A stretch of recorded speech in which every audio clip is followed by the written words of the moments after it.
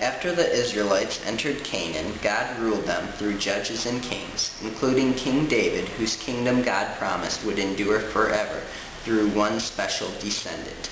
Now there's a huge gap here in between the last story, the bronze serpent in the wilderness, and between King David. Between these stories, what had happened was God used a leader named Joshua to go into the promised land through a series of miracles that only God could do, and God was obviously with them.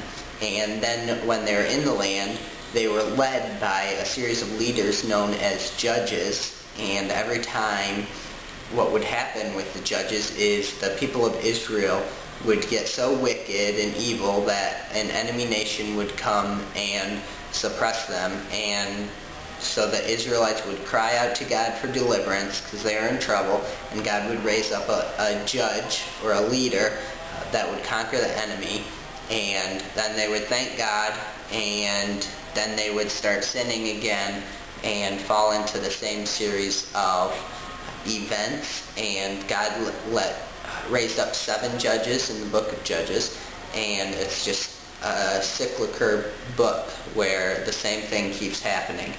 And eventually the people of Israel cried out to God to have a king, and so Saul became king, and then David became the next king.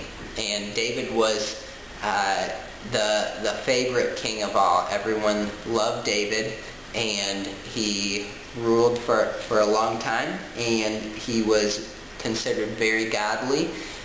Even though he did some horrible things, he was still known as a man after God's own heart. And in chapter 7 of 2 Samuel, David is sitting in his house, and he says, "I have such a nice house, and God's house has been the tabernacle for all these years. Why don't we build God a house?" And eventually he gathers all the materials, and his son Solomon builds God a house called the temple. And lots of people have probably heard of Solomon's temple because of its beauty and how big it was. But in verse 11 through 13 of chapter 7, God says, "Also the Lord tells you that he will make you a house. When your days are fulfilled and you rest with your fathers, I will set up your seed after you, who will come from your body, and I will establish his kingdom. He shall build a house for my name, and I will establish the throne of his kingdom forever." So the word house here, God is saying that there will be a royal dynasty, kind of like in, I guess, the United Kingdom has this, where a family rules and the sons start ruling. Well, that's how it was with David. His son Solomon became king, and then more and more descendants. But in verse 16 we see the length of this house that will reign. It says, "And your house and your kingdom shall be established forever before you. Your throne shall be established forever." So eventually one of David's descendants is going to reign forever. Interesting to note the prophecy for Judah, one of the sons of Israel, where the scepter would not depart from his house. David was a descendant of Judah, and there's going to be another special descendant that will reign forever. Throughout the history of the Israelites, God inspired his prophets to foretell many details concerning a special Israelite, a king and savior who would be born at some future time. So between David and what we know as the New Testament, there were a bunch of prophets, and prophets foretold or gave promises of God that would occur in the future.